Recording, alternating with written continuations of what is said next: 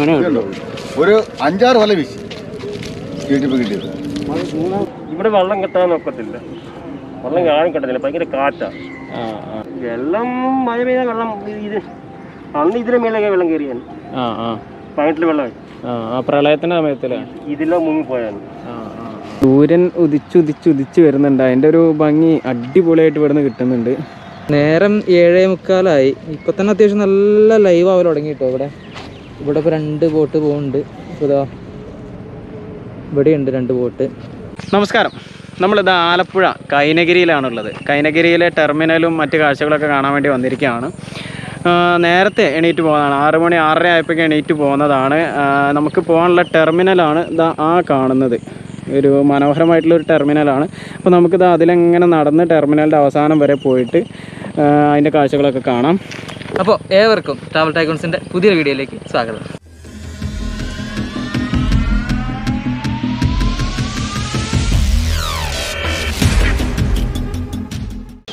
നമ്മളിപ്പോൾ ആ കൈനഗിരി ടെർമിനലിൽ കയറി ടെർമിനലിലൂടെ നടന്നുകൊണ്ടിരിക്കുകയാണ്. അടിപൊളി ഒരു വ്യൂ ആണ് ഈ ഒരു ടെർമിനലിൽ കയറിയ ശേഷം ഉള്ളത്. ആ ഒരു വ്യൂ ഞാൻ കാണിച്ചു തരാം. അത് കണ്ടോ, അടിപൊളിയാണ്, മനോഹരമായിട്ടുള്ള വ്യൂ ആണ്.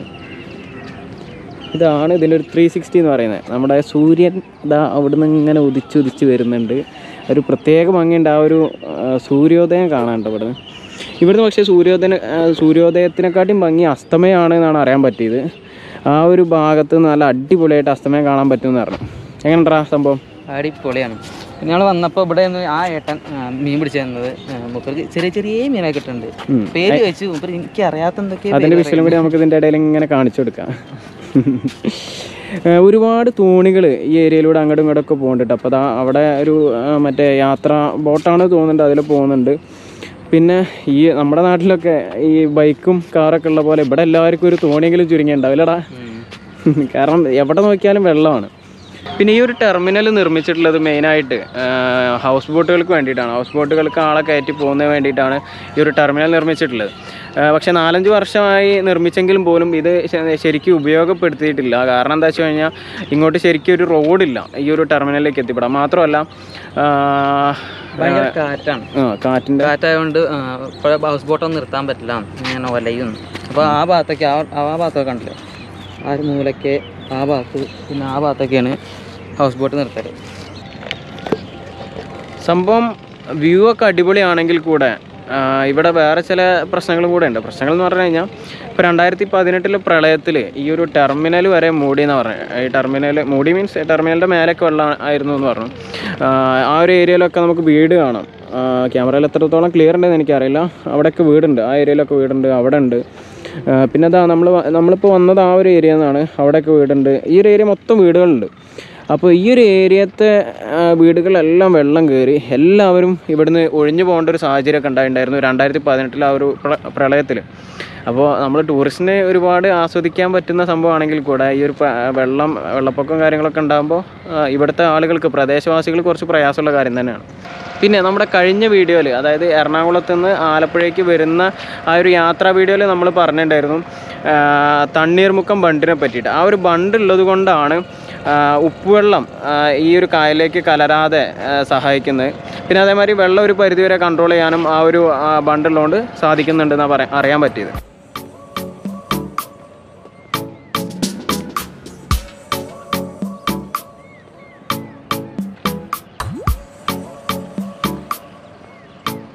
സൂര്യൻ ഉദിച്ച് വരുന്നുണ്ട്. അതിൻ്റെ ഒരു ഭംഗി അടിപൊളിയായിട്ട് ഇവിടുന്ന് കിട്ടുന്നുണ്ട്. ആ ഒരു സൂര്യൻ്റെ ആ പ്രകാശം ഇതിലേക്ക് കായലിലേക്ക് ഇങ്ങനെ അടിച്ചിട്ട് വേറെ ഭംഗിയുണ്ട് കേട്ടോ കാണാൻ. പിന്നെ അതിനോടൊപ്പം തന്നെ ചൂടും കൂടി വരുന്നുണ്ട്. കുറച്ചുകൂടി കഴിഞ്ഞ് കഴിഞ്ഞാൽ ഒരു പക്ഷേ ഇവിടെ നിൽക്കാൻ കുറച്ച് പ്രയാസമായിരിക്കും. ചൂട് കൂടുന്നത് ശരിക്കും അറിയുന്നുണ്ട്.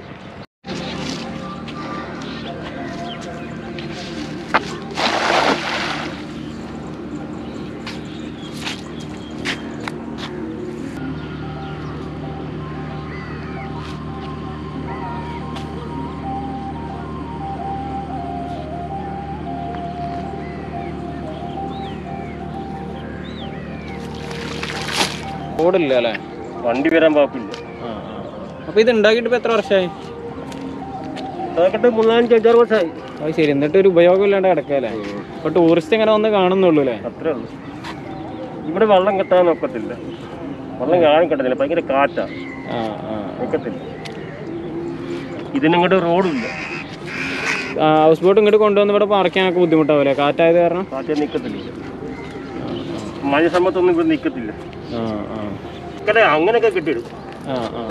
അതൊക്കെ സാറേ മേടിച്ച് കെട്ടുന്നു. ചേട്ടൻ്റെ വീട് അടുത്ത് തന്നെ ആയിരിക്കും അല്ലേ?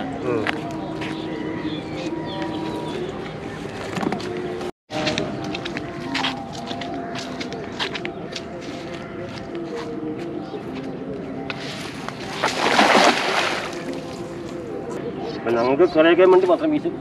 എന്താ വീട്ടാവശ്യത്തിന് വേണ്ടി മാത്രം. ഇവിടെ മീൻ കുറവായിരിക്കുമോ? ഇപ്പം കുറവാണ്, ഷട്ടറിട്ടവിടെ മീൻ കുറവാണ്. ഷട്ടർ എവിടെ വരുന്നത്? തണ്ണീർ മുക്കല്ലേ?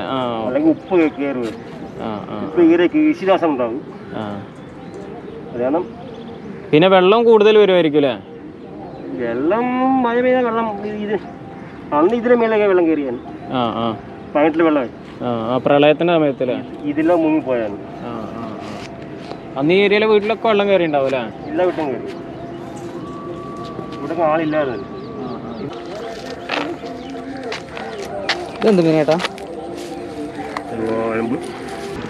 കുറെ നേരം വീശിയിട്ട് അങ്ങനെ ഒരു 5-6 വല വീശി കിട്ടിയത്. ഇതെന്ത് മീനേട്ടാ? വയമ്പെന്ന് പറയും. വയമ്പ് അല്ലേ?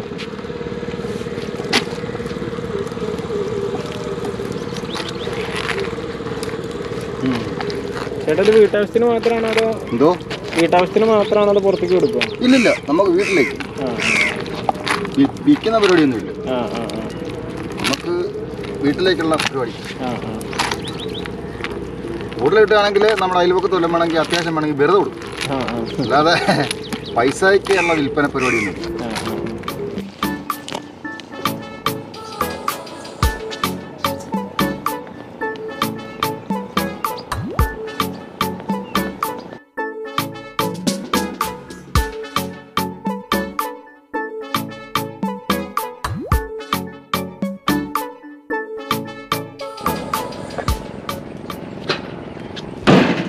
ഇപ്പോൾ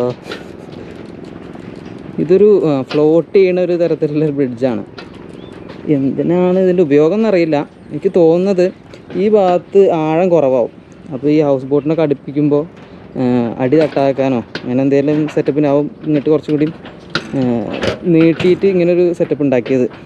ഉറപ്പില്ല, തോന്നുന്നു. സംഭവം രസമാണ് കേട്ടോ. ഇവിടെ ഞങ്ങൾ രണ്ടാളും മാത്രമേ ഉള്ളൂ, അതുകൊണ്ടാണ് മാസ്ക് ഇടാത്തത്.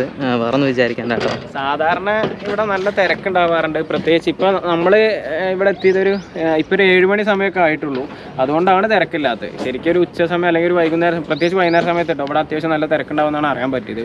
പിന്നെ ഇപ്പോൾ കുറച്ച് കൊറോണ കൂടിയ സമയം കൂടിയാണ്. പക്ഷേ നമ്മൾ യാത്ര ചെയ്യുന്നത് അത്യാവശ്യം നല്ല പ്രിക്കോഷൻസ് എടുത്തിട്ട്, ഇപ്പോൾ നിങ്ങൾ പറഞ്ഞ പോലെ ആരും ഇല്ലാത്തതുകൊണ്ടാണ് മാസ്ക് നമ്മൾ പൂരിയത്. ഇപ്പോൾ കഴിഞ്ഞ വീഡിയോ കണ്ടവർക്ക് അറിയാം, നമ്മൾ ഫുള്ള് മാസ്ക് ഇട്ട് വണ്ടിയിൽ തന്നെ സാനിറ്റൈസർ സെറ്റ് ചെയ്ത് അത്രയും പ്രിക്കോഷൻസ് എടുത്തിട്ടാണ് നമ്മൾ നമ്മുടെ യാത്ര തുടർന്നത്. ആ സാനിറ്റൈസർ സെറ്റ് ചെയ്ത കാര്യം ഞാൻ കാണിച്ചായിരുന്നു കേട്ടോ, ഭയങ്കര കോമഡിയാണ്. ഇത് കണ്ടോ, അങ്ങോട്ടും ഇങ്ങോട്ടും പടയപ്പോ അറിയാത്ത പാവാണ് എന്റെ കൊല്ലോ. എനിക്ക് എന്താ അറിയൂ, ഞാൻ പോവാണ്.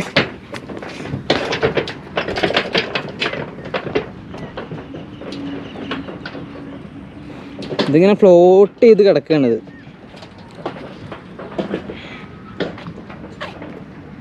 ഈ വെള്ളത്തിൽ ഒരുപാട് മീനുണ്ട്.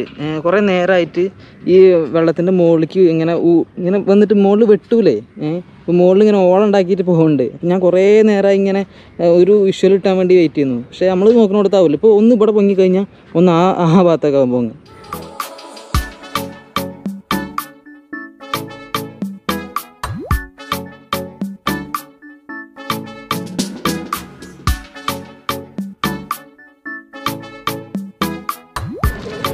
നേരം 7:45. ഇപ്പം തന്നെ അത്യാവശ്യം നല്ല ലൈവ് ആവൽ തുടങ്ങി കേട്ടോ. ഇവിടെ ഇപ്പോൾ 2 ബോട്ട് പോകുന്നുണ്ട്. ഇപ്പോൾ ഇതാ ഇവിടെയുണ്ട് 2 ബോട്ട്.